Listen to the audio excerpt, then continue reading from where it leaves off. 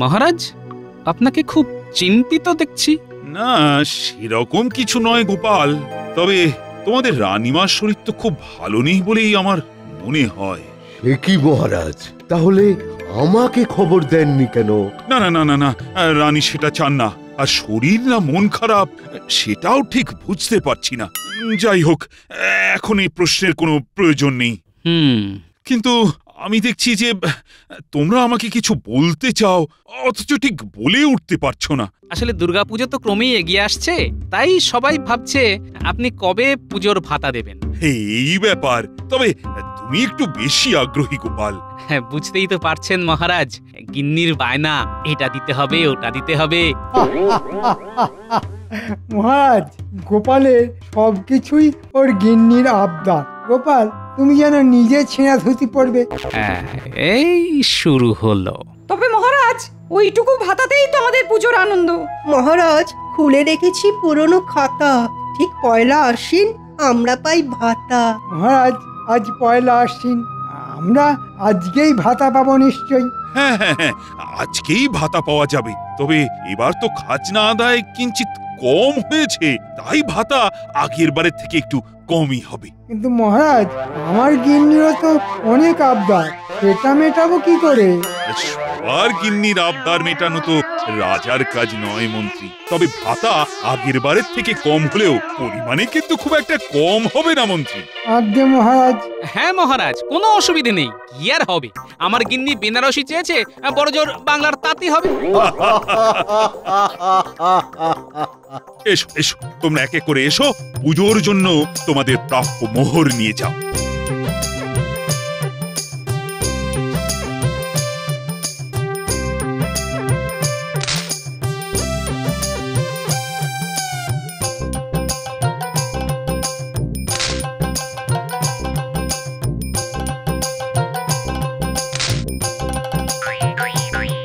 কি হলো গোপাল, তুমি কি ভাতা নিতে আগ্রহী নও? গোপালের অর্থের পরিমাণ একটু বেশি হয়ে গেছে মহারাজ।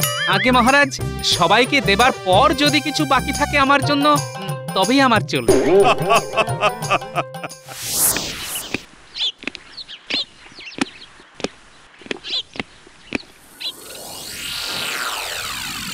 কি হয়েছে তোমার রানী? আমি বেশ কিছুদিন ধরে দেখতে পাচ্ছি তোমার মুখ কিন্তু ভার। না না, কিছু না, ছাড়ুন এসব কথা। না না না না, আমি কিন্তু খুব চিন্তিত হয়ে পড়ছি। দেখতে পাচ্ছি তো পুজো যতই এগিয়ে আসছে ততই তোমার মুখ ভার হয়ে পড়ছে। বলছি, শরীর খারাপ হয়নি তো? বলো তো, রাজবৈদ্যকে খবর দিই। তার আর কোনো প্রয়োজন নেই মহারাজ, শরীর আমার ভালোই আছে। আহা, তা কি হয়েছে বলবে তো? বলছি তো আমার কিচ্ছু হয়নি, তবে মনটা একটু খারাপ, এই যা। ও, তা সেই মন খারাপের কথা কি আমি জানতে পারি না? আপনি তো রাজা, আমার সামান্য মন খারাপের কথা জেনে আপনি কি করবেন মহারাজ? আপনাকে তো সারা রাজ্যের প্রজাদের খবর রাখতে হয়, আর এটা এমন কিছু নয় যার জন্য আপনাকে চিন্তিত হতে হবে। বেশ, তুমি যখন বলবেই না, তখন আর আমি বা কি করতে পারি? যদি তোমার মন ভালো করার কোনো উপায় থাকতো তবে তাই করতাম। আবার আসছে দুর্গাপুজো, না, কেউ আমার মন ভালো করতে পারবে না, কেউ না।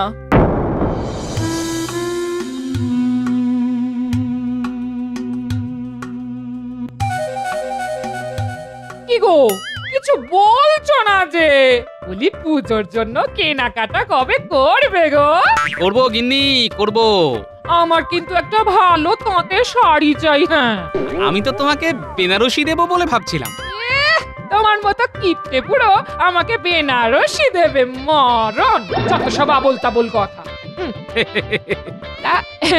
বসে রয়েছে যে বড়, এদিকে আশ্বিন মাস পড়ে গেল, বলি পুজোর ভাতা কিছু পাওনি নাকি? তা পেয়েছি, এই আজকেই পেলাম। তখনই বলেছিলাম কিপটে বুড়ো, বলি ভাতা পেয়েও বসে আছো কেন গো? এই এই বাজারে চলো, পুজোর কেনাকাটা করতে হবে। এই বুড়ো, বলি তোমার মতলবটা কি শুনি? হবে গিন্নি, সব হবে। তোমার হবে, নাতিপুতিদের হবে, কিন্তু আজ না, কাল বা পরশু। কিন্তু আজ নয় কেন? হ্যাঁ, আমাকে আজ এখন আবার রাজবাড়ি যেতে হবে, বুঝলে? কি একটা কারণে মহারাজ খুব চিন্তিত, আমাকে ডেকে পাঠিয়েছেন। মহারাজ ডাকলে তো যেতেই হয় গিন্নি।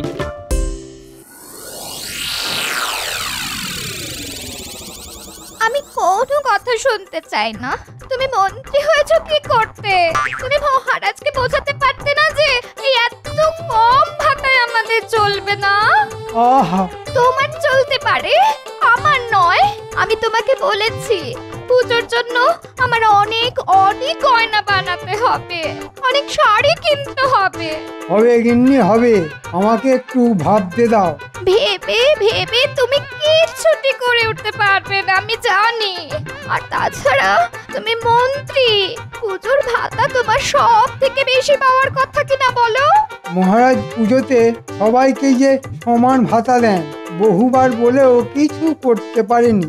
আরো গোপালের উস্কানিতে মহারাজ এরকম হয়ে গেছে। এসব কথা আমি আর শুনতে চাই না। যেভাবেই হোক মহারাজকে বলে ভাতা আরো নিয়ে এসো, যাও। তাই যাই, নাহলে অন্য উপায় দেখতে হবে। কি বলছেন মহারাজ? রানীমা চিন্তিত? হ্যাঁ গোপাল, আর সেই কারণে আমিও খুব চিন্তিত। যত পুজো এগিয়ে আসছে ততই দেখছি রানীর মুখটাও ভার হয়ে আছে। আর প্রশ্ন করলে? আরে প্রশ্ন করলেও তো কিছু বলছে না, শুধু আমাকে চিন্তা করতে বারণ করেছে। নতুন চিন্তা মাথায় নিতে হবে না, এই তো? নির্ভুল নির্ভুল গোপাল, এখন তুমি আমার একমাত্র উপায়। তোমার উপরে আমি শুধু ভরসা করতে পারি। তুমি যে আমার বুদ্ধিদাতাও। মহারাজ, আমি নিজে রানীমার সাথে কথা বলছি। হ্যাঁ, তবে তো খুব ভালো হয়, খুব ভালো হয়। আপনি চিন্তা করবেন না মহারাজ, রানীমার মনের চিন্তা দূর করবার জন্য যা যা করা প্রয়োজন সবটাই করব। আমি জানি গোপাল, তুমি এই কথাই বলবে। তোমার উপর তো আমি ভরসা করি গোপাল। এখন তুমি কথা বলবে, এতেই আমার চিন্তা অনেকটা দূর হয়ে গেল। বাকিটুকুও আর থাকবে না মহারাজ, কথা দিচ্ছি। চমৎকার চমৎকার গোপাল, চমৎকার।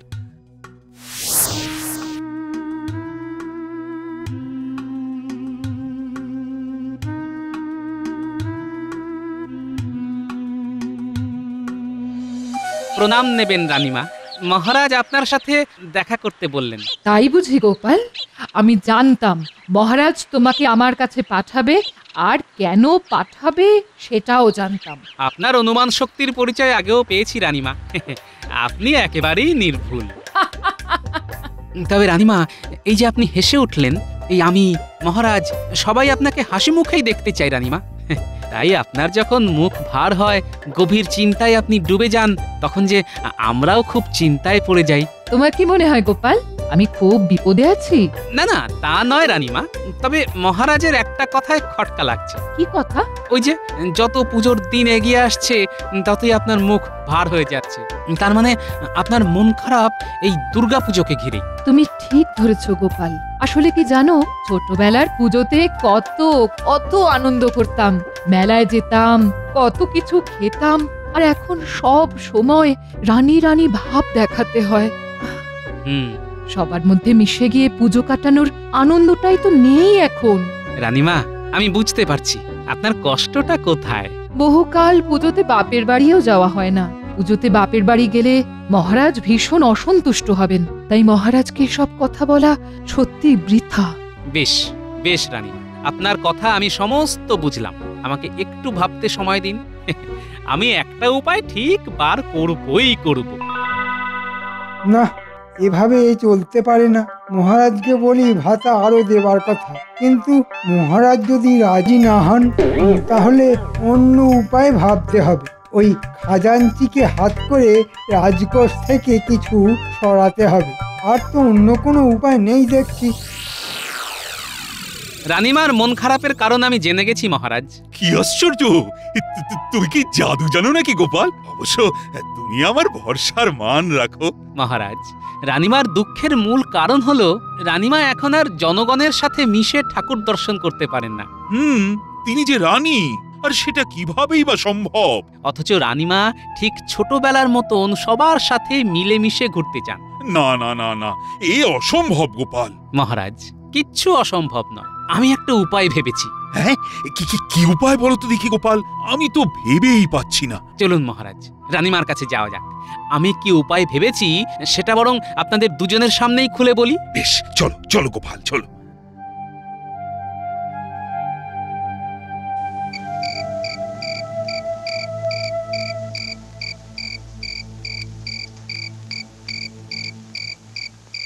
রক্ষী, তুমি মহারাজ কোথায় আছে জানো? আমার বিশেষ দরকার। হ্যাঁ, জানবো না কেন? মহারাজ রানীমার অন্দরমহলে আছেন। বেশ, বলো গোপাল বলো, এবার তোমার বুদ্ধি দাও তো। রানী, গোপাল একটা বিশেষ ভাবনা ভেবেছে তোমার মন ভালো করার জন্য। বেশ তো, আমি শুনতে চাই, বলুন। গোপাল মহারাজ আর রানীমার সাথে কি এত সলা পরামর্শ করছে আমাকে জানতে হবে। কেউ আমাকে দেখে ফেলার আগে ওদের কথা শুনতে হবে। আপনারা দুজনেই পুজোতে দুদিন সাধারণ মানুষের মতোই পুজো দেখবেন, মেলায় যাবেন, আনন্দ করবেন, সব করবেন। কিন্তু এ কি করে সম্ভব গোপাল? তুমি তো জানো সবাই যদি আমাদের চিনে ফেলে তাহলে তো ভীষণ সমস্যা হবে। না, আপনাদের কেউ চিনতে পারবে না। আপনারা ছদ্মবেশে ঘুরবেন। ছদ্মবেশ? হ্যাঁ, খুব মজা হবে। একদম ঠিক বলেছো গোপাল। হ্যাঁ, আমরা ছদ্মবেশে ঘুরবো সবার সাথে, কেউ আমাদের চিনতেও পারবে না। খুব মজা হবে, খুব। তুমি যদি সত্যি আনন্দ পাও তাহলে আমার আপত্তি করার কোনো কারণই নেই। তবে তাই হোক, পুজোতে আমরা এবার ছদ্মবেশে ঘুরবো। তবে আমি ছদ্মবেশে থাকলেও সঙ্গে কিছু মোহরও রাখবো। বাহ, চমৎকার গোপালের বুদ্ধি। আমার আর ভাতা চাওয়ার দরকার নেই মহারাজ, আমিও বরং ছদ্মবেশে আপনার ওই মোহর চুরি করে ফেলবো।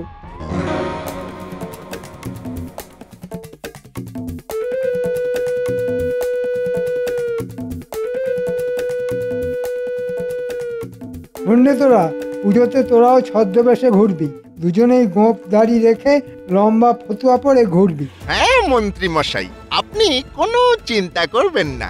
আমরা আমরা এর আগেও ছদ্মবেশ ধরে অনেক চুরি করেছি, কেউ আমাদের চিনতে পারেনি।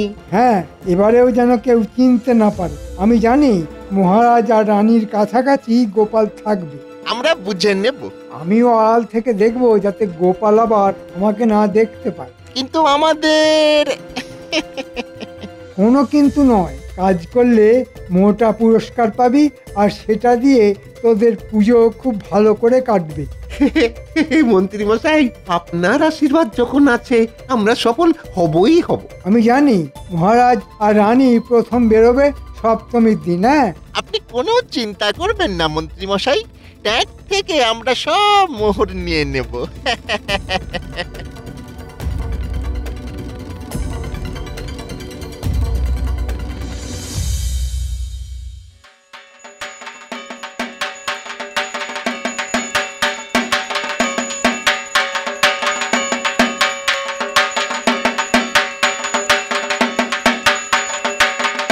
জয় মা দুর্গা! জয় মা দুর্গা। দেবীর বোধন সমাপ্ত হলো, কাল শুরু হবে মায়ের মহাসপ্তমী পূজা। জয় মা দুর্গা জয়। জয় মা দুর্গা! জয় মা দুর্গা! বলি বলি আজ পুজোর সপ্তমী, এখনো কি তোমার পুজোর আরো ভাতা জোটেনি? আরে গিন্নি, তুমি চিন্তা করছো কেন? তোমাকে এভাবে চুপচাপ বসে থাকতে দেখলে চিন্তা হয় বই কি। তুমি তো সব সময় কিছু না কিছু মতলব ভেজে চলেছো। আহ, মন্ত্রী, অনেক কিছু ভাবনা মাথায় রাখতে হয়, ওসব তুমি বুঝবে না। আমার যেটুকু বোঝা উচিত আমি সেটুকু ঠিক বুঝি। ঠিক আজ পুজোর মহাসপ্তমী, এভাবে খালি হাতে বসে থাকলে কি আমার চলবে? আজকের দিনটা শুধু একটু সবুর করো, আজ রাত্রেই তুমি অনেক মোহর পাবে। বুঝেছি। কি বুঝেছো? তুমি কিছু একটা মতলব ভেজেছো। হ্যাঁ গিন্নি, হ্যাঁ, এ হলো গোপন মতলব। তোমার পেটে তো কথা থাকে না, তাই তোমাকে বলছি না, তবে তুমি আজ মোহর পাচ্ছই।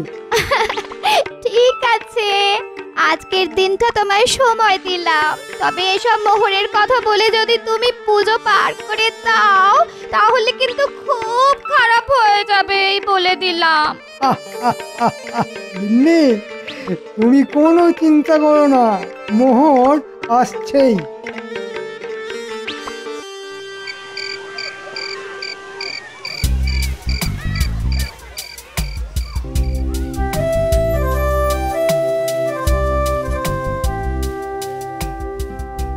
এই এই বলি, কি চিন্তা করছো বলো তো? হ্যাঁ গো। না গিন্নি, আসলে মহারাজদের নিয়েই সতর্ক থাকছি। কি জানি, আমার জন্য কিরকম আশঙ্কা হচ্ছে। মনে হচ্ছে দুই জোড়া চোখ আমাদের লক্ষ্য করছে, কিন্তু তারা কে, কি তাদের উদ্দেশ্য আমি বুঝতে পারছি না।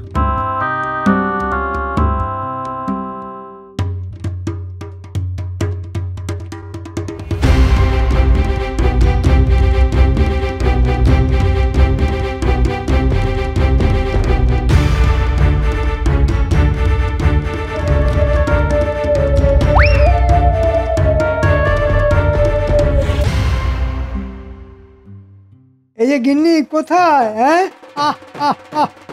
এই দেখো তোমার জন্যে মোহরের থলি। কই কই কই কই দেখি দেখি দেখি।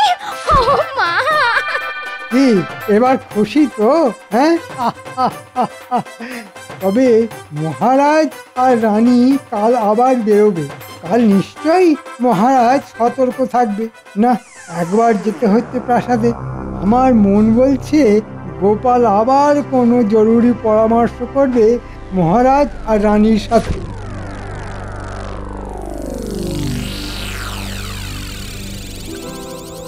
শোন বটা, তুই প্রাসাদের ভিতরে গিয়ে মহারাজ আর গোপালের গোপন কথা শুনবি। ওরে বাবারে, ধরা পড়লে সারা জীবন গাড়োতে থাকতে হবে মন্ত্রী মশাই।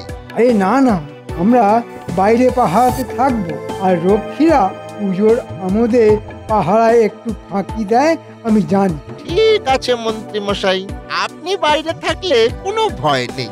মহারাজ যদি কিছু বুঝতে পারে তো কে ওখানে বলে চিৎকার করবে? তুই এক দৌড়ে পালাবি, আর তোর পালাবার রাস্তা থাকবে পরিষ্কার। ঘটা নিজে রক্ষীদের ছদ্মবেশে মজা করে ব্যস্ত রাখবে। কি বলছেন মহারাজ? আপনার ট্যাঙ্ক থেকে মোহরের থলি উধাও হয়ে গেছে? হ্যাঁ গোপাল, এ নিশ্চয়ই কোনো চোরের কাজ। তবে সে যদি জানতো যে আপনি স্বয়ং মহারাজ, তাহলে সাহস পেত না। তবে একটা চিন্তার কারণ হলো, মন্ত্রী বলেছিল যে এখানে একেবারে চুরি ডাকাতি নাকি বন্ধ হয়ে গেছে। এই কি তার নমুনা? মহারাজ, মন্ত্রী মশাই অনেক কথা বলে, তবে কাল অষ্টমীতে রানীমা ছদ্মবেশে থাকলেও গয়না পরবেন, তবে একটু ঢেকে রাখবেন। এই যা। সে তো আমার 50 ভরি গয়নার হার আছে, সেটাই পরবো। হাত তুমি যে সাধারণ হয়ে ঘুরবে, কত দামি সুন্দর হার যদি চুরি হয়ে যায় তখন? মহারাজ, এটা আপনি একদম চিন্তা করবেন। কাল কিছুতেই রানীমার গয়না চুরি হতে দেব না। বুঝেছি গোপাল, বুঝেছি। এসো বাছাধনরা, রানীমার গয়না চুরি করতে। বুঝবে তখন কত ধানে কত চাল।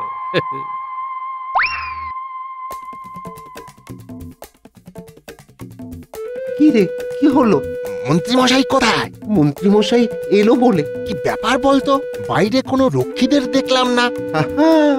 মন্ত্রী মশাই ওই পানীয়ের সাথে রক্ষীদের ঘুমের ওষুধ খাইয়ে দিয়েছে। বাহ, শোন ঘটা, আমাদেরও পরিবার আছে, গিন্নি আছে, তাদের জন্য পুজোতে আমরা কি করতে পেরেছি? হ্যাঁ, কিছু না। আমি খবর পেয়েছি কাল রানীমা ছদ্মবেশে থাকবে, কিন্তু 50 ভরি হার পরে থাকবে। বলিস কি? এই এই 10 ভরি আমাদের কাছে এলে তো আমরা অনেক ধনী হয়ে যাবো রে। কিন্তু মন্ত্রী মশাই জানতে পারলে পুরো 50 ভরি নিজে গায়েব করবে আর আমাদের সামান্য কিছু দেবে। এ হতে দেওয়া যায় না। না, চুপ চুপ, মন্ত্রী মশাই আসছে। কিরে, কি সংবাদ? রানীমা কাল একটা ছোট গয়না শুধু পরবে। ছোট গয়না? ওই 10 ভরি হবে। তাই ছিনিয়ে নিবি, বুঝলি? যে আঁকে। ঠিক আছে, অনেক রাত হলো। এটাই হলো আমাদের মা দুর্গার আশীর্বাদ।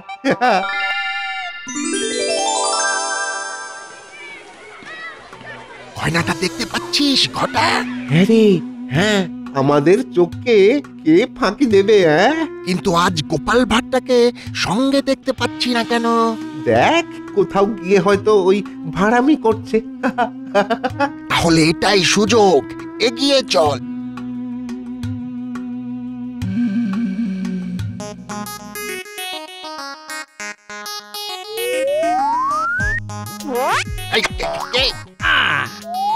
এবার বোঝো ঠেলা।